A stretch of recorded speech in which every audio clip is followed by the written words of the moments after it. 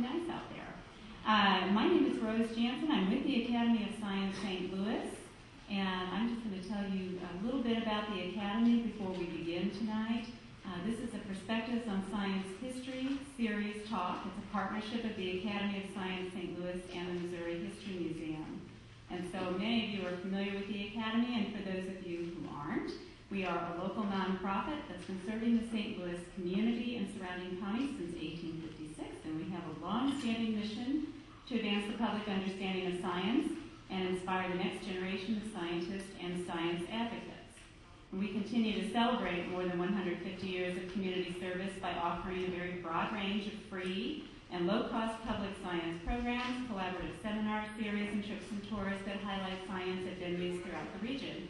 And you can find more information on the Academy and our upcoming community-wide events and programs by visiting our website at academyofsciencestl.org. So with that said, I'd like to introduce tonight's speaker, Dr. Frank Flynn. Dr. Flynn received his undergraduate degree from Quincy College, Bachelor of Divinity, magna cum laude from Harvard Divinity School, and a PhD in Special Religious Studies from St. Michael's College, University of Toronto. He is currently Adjunct Professor of Religious Studies at Washington University. His research interests, as well as courses he teaches, include the North American religious experience, religion and science, Christianity in the modern world, and cults in America.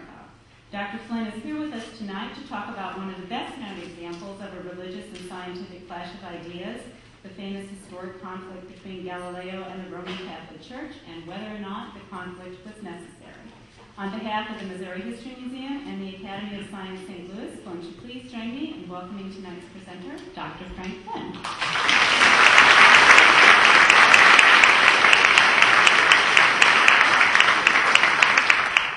I want to thank Rose and the Academy and the History Museum for inviting me to give this lecture.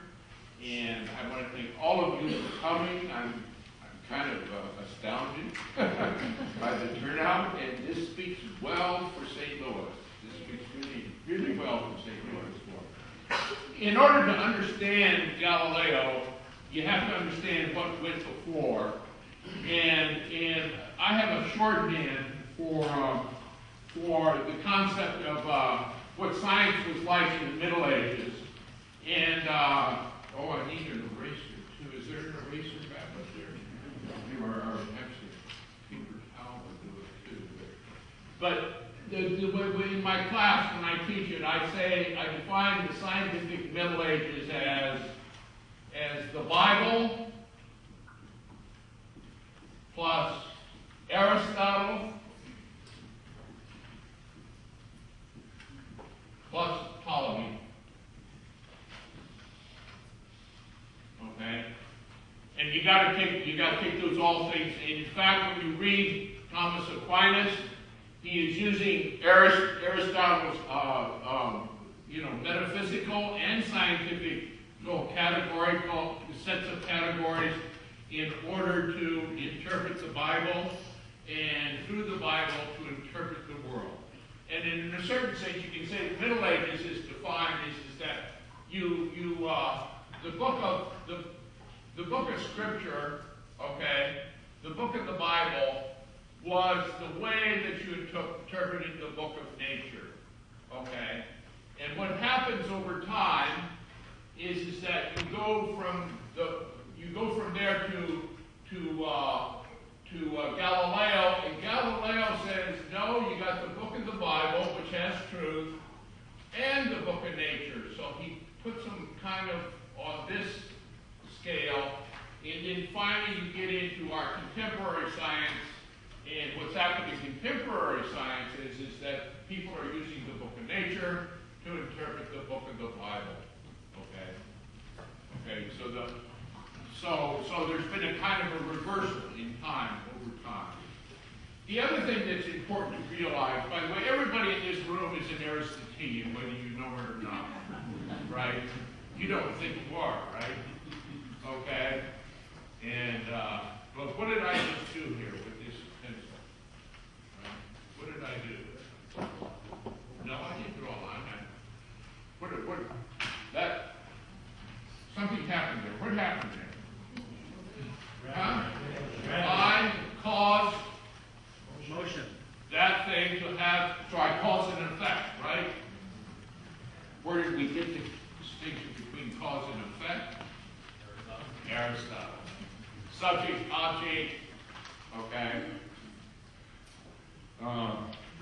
quality, quantity, place, okay, place in motion, motion in rest. We got all of these categories from Aristotle. So we're still using Aristotle's categories. The real question is not that we're not Aristotelians, it's how we've modified Aristotle in the modern world. And Galileo was probably the first person, well, no, he wasn't, lots of others, the first person scientifically to do that. You have to realize that Aristotle, they had a geostatic and geocentric system. It's up there on the board if you can see it. The Earth is in the center. Okay. The Earth is in the center. The sun was third out. Okay. And then you have these spheres, okay, going out. And as you went from the Earth to the top, and up at the top here are the fixed stars, right? The fixed stars going around the Earth, okay? The fixed stars are, you go from imperfection, okay, and after you go up to the moon, which goes around, you go to the moon to perfection, okay? And the reason that everything is going around is that everything is going around in a circle. Number one, what's the nature of a circle? A circle is what? It has no beginning and no end. Therefore, a circle is a very good image for who? Huh? The big G. Okay. Okay, for God. Okay. And in fact, Aristotle defined God, you're going to learn some Greek, noesis, as noesis, noesios. Say os, I'm sorry. Anyway. God is literally the circular thinking of thought itself. God is reflecting on God's self, so God is God's own final cause. And the world is moving around in circles, the whole universe, because it is imitating the deity. And the higher up you are with the fixed stars in the heaven, right? And everybody knew they were fixed stars. You thought they were fixed stars until whom? Who discovered that they were fixed stars? You don't know? Huh? Who? I didn't know. No. Haley. Haley read old charts, the old Arabic and Jewish and Christian medieval charts, and he compared them, compared Ptolemy's charts, and he compared them all the way up to modern time, and he realized that Arcturus had moved if the charts were accurate. So that his fixed star had moved. He was the first one to discover that. Interesting. Okay, so you have this kind of system. The world was imitating God. The world is a reflection of God. In Aristotle's system, God is not the cause of the world. So Jews and Christian and Muslim theologians had certain problems with that. Okay, big problems with that. They solved it with this notion of sempiternity, where they said that God had created the world as it is from eternity. So the world is sempiternal. Created, but eternally created. Okay. Nice solution. Clever.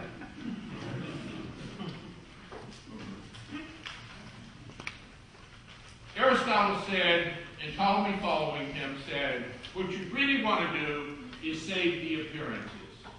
Okay? And so they use this Greek phrase, sosein ta phenomena, and they wanted to save the appearances of the motions. So what they saw, the hierarchy of God, they saw this mathematical motion in circles, okay, and really what the stars were, especially the fixed stars, they were points on the circle, okay. So they were mathematical objects, okay. They were mathematical objects, and that's very important. Now, when you go to applied Ptolemy, by the way, at one time in my life, I taught Nat Sci 5,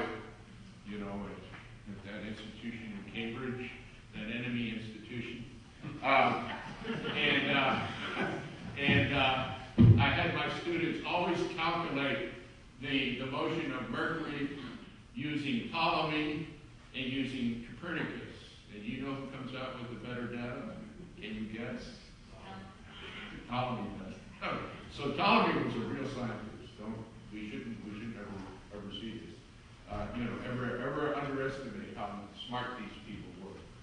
So anyway, so you were saving the phenomena, but the universe was really a mathematical imitation of God.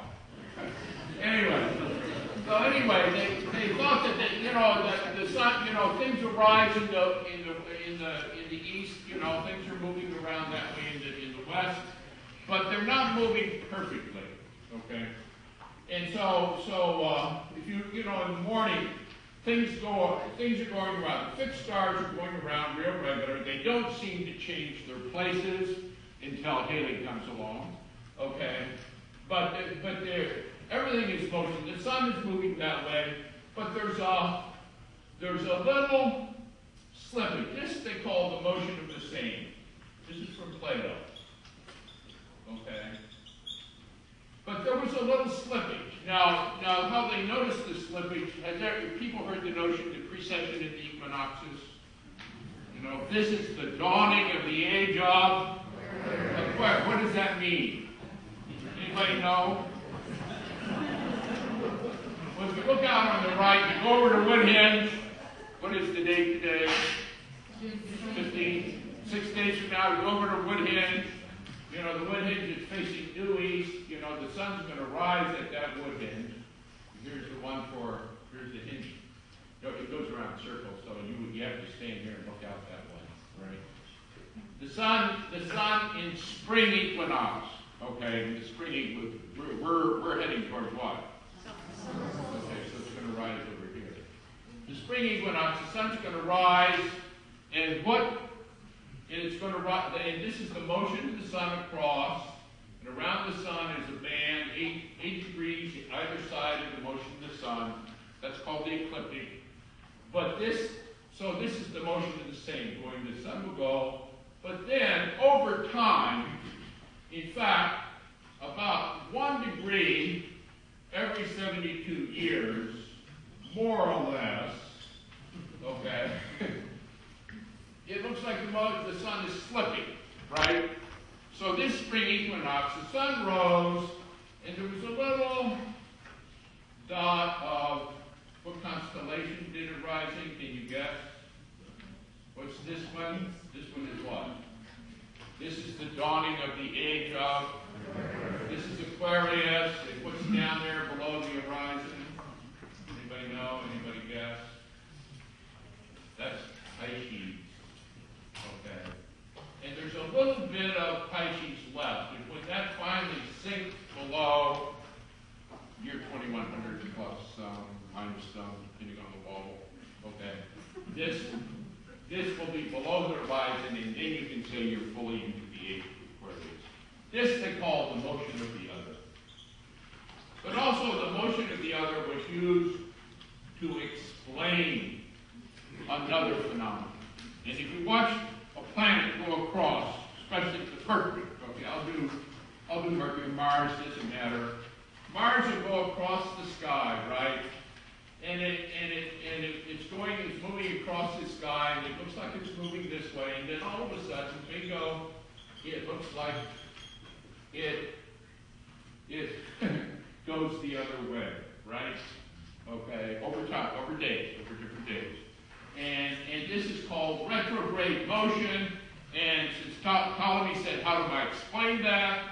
Okay, how do I explain that motion? What I do is I put the planet on a deferent circle, a bearing circle, and what happens during this period, the planet, the circle's carrying it along, but during this time when it's going backwards, this circle is moving around, so it's moving backwards, it's moving forwards. It doesn't matter which way you do this. So anyway, it explains the principle. So he not only had circles, he had equals, circles that are off of the center of the earth, and then epicycles on top of that. And with this system, he could explain all of the phenomena. He could save the phenomena. That's the backward. Is that clear? I hope it's clear. Or so much. We can clarify it later. Along comes Galileo Galilei. And what we're really celebrating about Galileo Galilei, he identified him first as a mathematician because he said the language of the book of nature is mathematics. And has he been right? I think so. Okay, he's been right. Okay. And he was first a mathematician in Padua, and then he got invited. He got invited, especially after he wrote this book, The Starry Messenger. It's called Siderius Nuncius. Really should be called, the Star News, or News about the Stars. Okay, that's really what it meant. Okay. He comes along, he gets a hold of a Flemish, set of lenses from a guy in Flanders who was making these things. Okay, these microscopes, they were made, first they made glasses, and then they started looking at one glass to another glass, and bingo, you started getting telescopes. And he refined that and made probably the best telescope of his time, okay? But it was no more accurate than a grandpa's set of binoculars. Okay, remember grandpa's? It was about a 7 power, it was like a 7 power set of binoculars. Anyway, please, just come in. Okay, sit anywhere. He started looking at the sky. And this starts really changing everything. Secretly, by this time, he had already embraced Copernicus' heliocentric system. Okay. He had already embraced it. But then he starts looking at the moon. Okay. And what does he see? Here's Copernicus' system. Okay. I'm going to say some more about that. He started, he saw the moon. This is one of his own drawings. Another thing he learned looking through the moon, and this is what objectors, a lot of people who objected to Copernicus' system, there was a lot of debate, even within the church, whether we're going to accept Copernicus' system. There were some people who said, well, let's accept Tycho's system. Maybe I'll show you a bit of Tycho, but boy, that'll just really confuse matters, because he's got this weird system. Okay. But anyway, or Ptolemy's system. There was actually a debate still going on during, among religious people and non-religious people, but among all people. The debate was going back and forth all the time. But anyway, one of the objections was you could, he learned that Venus, had really, really big time phases. Here's his drawings. Okay. Look under the Ptolemy system. See, what do you notice under the Ptolemaic system? What do you see there? People looking at it? Can you see it clearly? The phases of the Venus are pretty much the same. But he gets his telescope out and he says, look, if I put the sun in the center and the earth over here, and I look at Venus, oops. That's where we are tonight.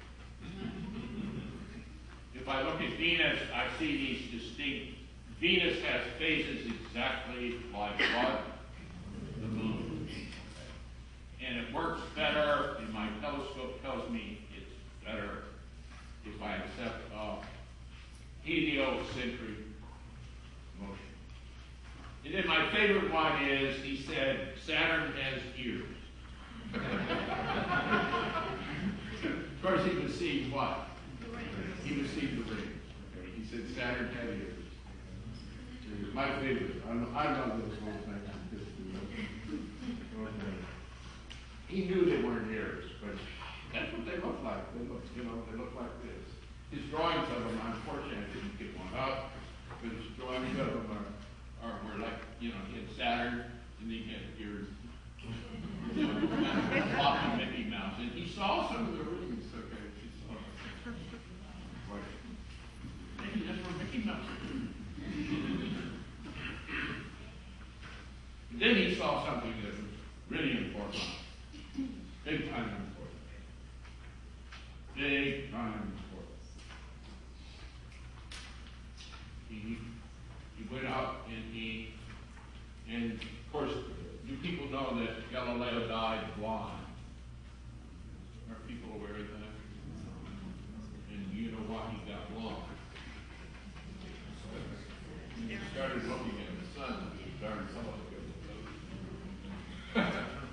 But he noticed the sun was out there, and this really blows the water out of the Ptolemaic sun. If anything was supposed to be perfect, the sun was supposed to be perfect, the source of heat, light.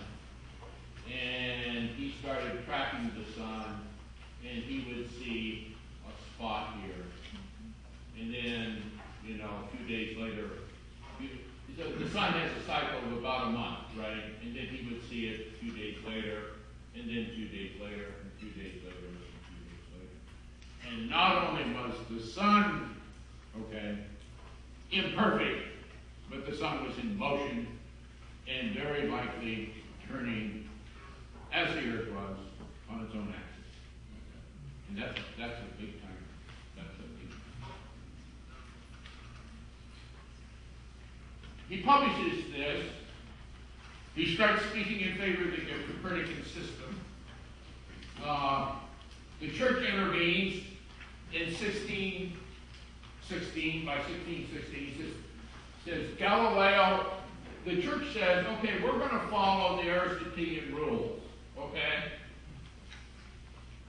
And the number one Aristotelian rule with phenomena was save the phenomenon. One.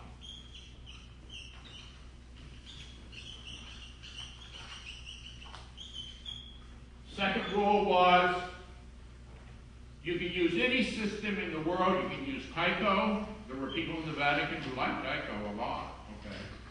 You can use Tycho. You can use Ptolemy. You can even use Copernicus. Okay. But you can only hold other theories other than Ptolemy suppositionally. Big word. Supposition. You can only hold it as a supposition in order to explain the phenomenon. You couldn't say this is the way the world really is. So he was put under this restriction. Okay, he was put under this restriction beginning about 1660 by the Inquisition. Okay. Now I could do a whole history of the Inquisition. That would take me hours.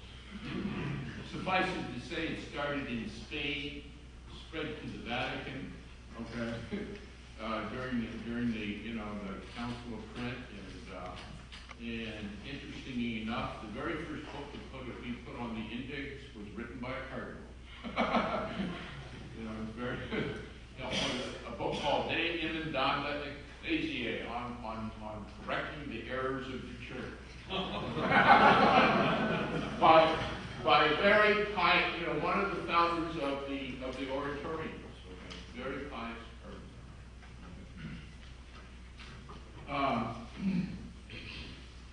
This went along. He was pretty safe. And then he decided, he befriended this guy named Matteo Barberini, who became the Cardinal Archbishop of Florence. Okay. And then Matteo gets elected. And he took the name of Urban VIII. And I think Galileo, and by the way, let me say this, Galileo was not known for his modesty. If he thought he was correct, you knew it. Okay? He was not, some people say he's a man after my own heart. Anyway, he was not modest.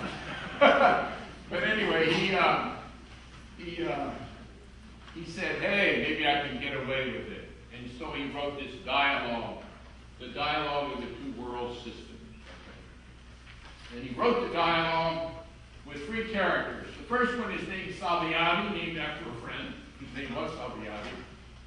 What does that word mean? Anybody know? Guess it? Huh? Say it. Next one was Sagredo. He was the god's Salviati was expounding, can you guess whose system? Yeah, Copernicus. Okay, and then he had this other character he called Simplicio. Okay, and you know whose system he expounded, right? Can you guess? And Sagredo, it's a straw dog argument, by the way. Sagredo oscillates between the two, but he oscillates kind of this way. You know? It's really clear. It's really clear. And so they argue for and against it. Extremely well written. It's a piece of literature. Okay. But he made one big fatal error in it. Did you know that? You know about Galileo's error. You never heard about Galileo's big error. What was his big error? Anybody? He thought that the Earth was moving, it was whirling around, and going around the sun, or whirling on its own axis, and that was causing what? Go up and go down. The tides. Okay. He thought that was one of the arguments for the Earth moving, for the tides. He got corrected by whom? Johannes Kepler. For some reason, he didn't get along with Kepler. The Copernican system is still a circular system. Kepler's the one who found out what? That they move in. That's it. Anyway, but that's another lecture. That's a whole other lecture. Anyway, so he has this thing, and then people inside the Vatican, he actually has him quote people. He has these quotations from him, and some of these, they're not exact, but they sure look like Urban VIII. Now, whether this is true or not, I've never really decided. Okay, I've never really decided. But they look like Urban VIII quotes stuck in the mouth of the simpleton. Okay? And so, bingo, people inside the Vatican saying, wait, oh boy, look what he's doing. He's giving you the shaft. And so it gets called before the Inquisition. Okay? And they, as he's being tried, they haul in the instruments of torture. Let him know this was serious business. and it goes back and forth. Okay? Goes back and forth. And it ends up with, in a certain sense, some people say it was an intellectual tragedy, and it is, okay? Where he says, I abjure Copernicus' system, that it's full of error and all of that, okay? And then he was sent home to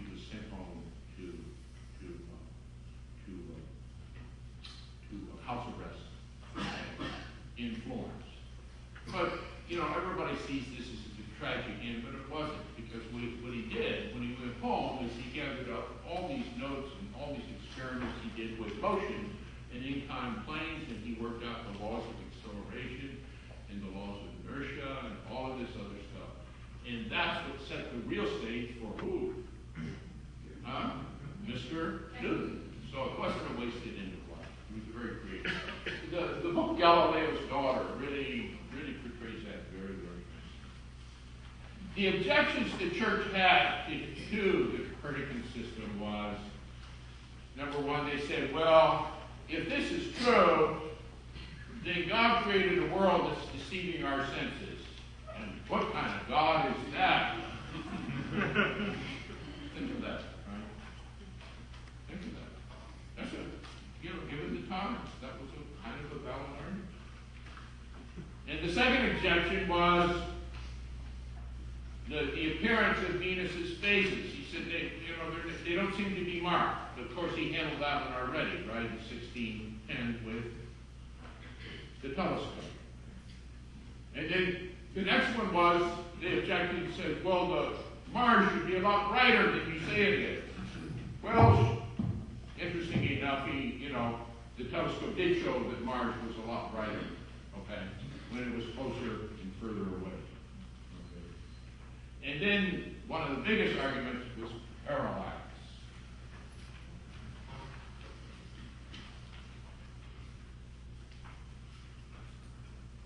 Big argument.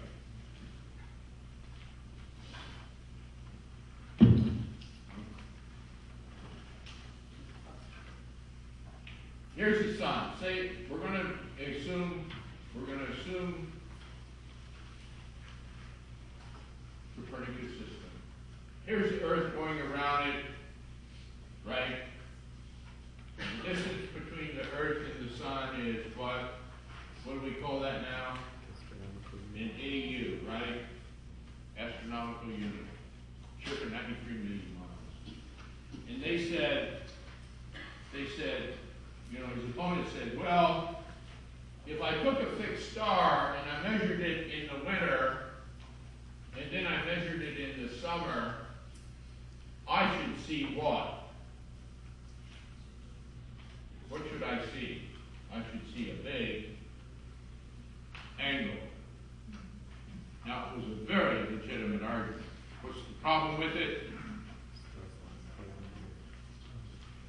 Stars so far away. This is the whole solar system right there, right? And where's that fixed star? Huh? Where is it? The nearest fixed star is what?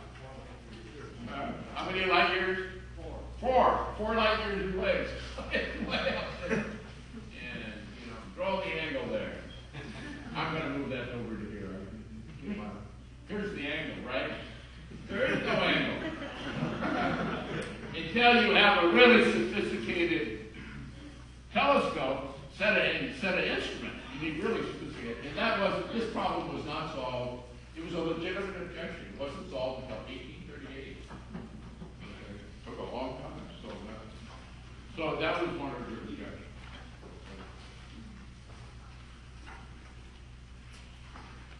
And then, the objection I'm going to demonstrate tonight, we're going to do a scientific experiment. And they said, well, I'll do both of them. They're both of the same quality.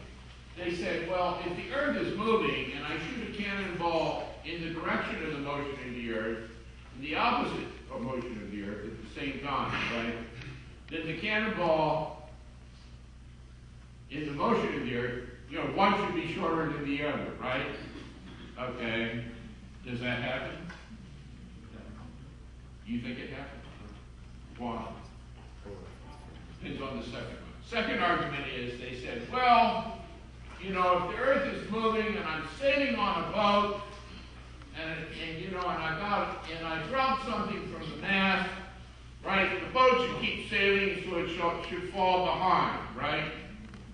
And this is where Galileo starts becoming Newton, because he says, no, that's not how it's working. What is happening is that the ball in my hand is going to participate in my motion, and watch the way the ball is going to move when I drop it, okay? I'm not throwing it, I'm just going to drop it. Which way did that ball go? Huh? It went this way, right? Why? What do we call that now? Conservation of, momentum. Part of, and Newton's going to take that up as conservation of energy. Okay, the carbon subset of conservation of energy.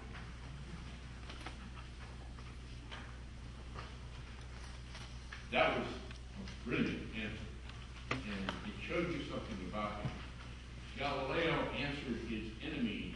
By the way, none of the people inside the Vatican, except with parallax, and I give him credit for that, went out and ran tests.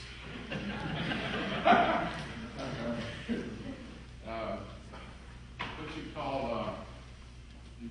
Rejection prior to inspection, or very interesting way to approach the world.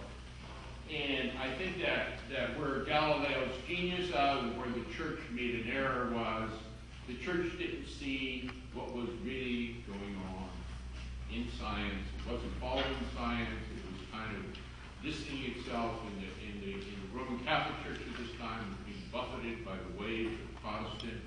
The 30-Year War was, the wars were around the around the corner and being buffeted. And even though Urban Matteo Barberini had been a friend of Galileo, and Galileo had explained to him in the Vatican Garden the entire Copernican system, and he was even sympathetic to it, he felt himself forced to condemn. Forced to condemn. Was the condemnation necessary? There's a professor at the University of Chicago, gave a lecture here at WashU a few years ago, and he claimed that had Galileo not been so arrogant, he could have finessed it. I don't know. I personally do not know. What I do know, though, is that Galileo changed the way we are in the world and the way we perceive ourselves in the world. Number one, and he did it, I call them my Galilean conclusions. He says he realized that the universe was one. It's one universe, and it's the same throughout. What's going on in the sun can be related to what's going on in the moon and what's going on in the earth. The sun may be, there's some different things going on, but it's one universe, and you explain it with one set of mathematical laws. Second thing is the world is physical, okay? You have to take account of the physical. The stars aren't moving because they're on circles imitating a thinking thinker, okay? The stars are physical bodies being physically moved through space. So the world is a physical place. And like Ptolemy, he agreed with Ptolemy here, it's mathematical, okay? But it's a mathematics of the physical, not a mathematics of the theoretical. Okay? It's not theoretical mathematics, it's physical mathematics. And then finally the universe is mechanical. Okay? It's physical and mechanical, and you can find laws to describe it. And that's what he did at the end of his life. He went out and found more laws. Okay? It wasn't a waste of time. He got a lot of help from his daughter at the end, who was always, by the way, Galileo was the pious person in his entire life. There is a story that when he finally abjured the Copernican system, as he was being let out of the room, he said under his breath, "Equor sequove." Nonetheless, it still moves. Thank you. Any questions?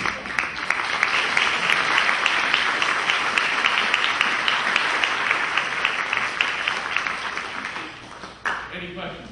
Yes.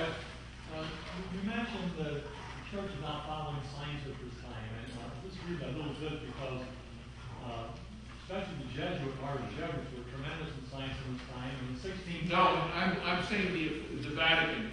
When I said the Vatican, I think the official church. In 1610 visited the Jesuit college, Right. And they greeted him enthusiastically. Right. And Urban VIII was his main sponsor and encouraged him to write the document. Right, that's right. He was encouraged. The Pope encouraged him. Yes, the Pope did. But by the time the trial happened, the church was concerned about other matters than scientific Well, matters. he agreed that he would treat Copernicus as a hypothesis. And Yeah. He came away from his promise. Now later, of course, he was correct.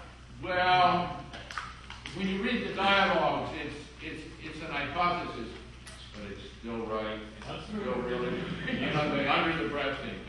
Yes. I was wondering whether you have any idea about the truth of something I've heard, that Galileo tried to measure the speed of light, that he was convinced that sound was instantaneous, and so the various experiments yielded a very crazy solution. There were people talking about doing that, and there were some experiments, but I don't know that he really engaged in that very much. Okay. There was talk. Okay. I don't know your answer. I have to go and research. Good question.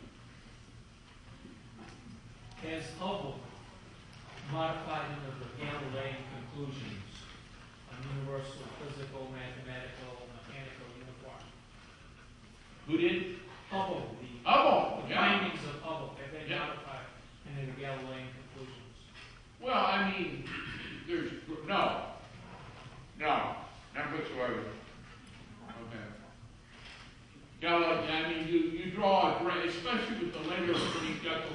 acceleration and momentum and conservation of energy. You know, you start approaching. He's right up to the door of Newton, and you just go right in. Okay. Now Newton is not even undone in relativity, right? Newton applies in the macro world, right? We didn't need Einstein to send. We don't need Einstein to send the Atlanta stuff, right? All we need is Newton. Okay. So within this system, Newton applies fully, but when you get into the subatomic realm, something else is going on there. And I claim total ignorance. Near total ignorance. Yeah. Were the church fathers aware that the world was spherical around, or was that? No, by that time everybody had been convinced, okay. They listened to enough sailors. Why do you use the sailor argument? Well, if you look at the ship going off in the horizon, right, it doesn't get smaller and smaller. It gets, you don't see the, finally you're just seeing the topsail, right? Draw your conclusions. Bingo, it had to be curved to that. Yes. A personal question, if I may. The more learned you become, how does that affect your... The more what? The more learned you become.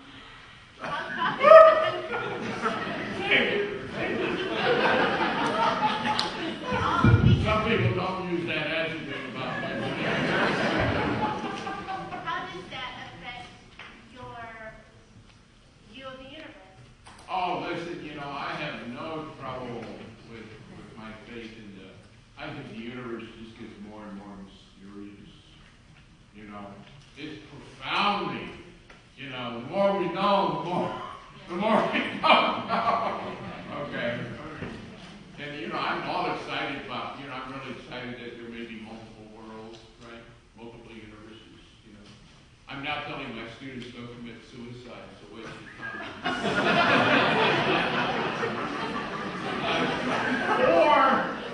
According to Max Tegmark, 4 to 10 to 28 meters from here, there's an identical view. Okay. And there's another one, ad infinitum.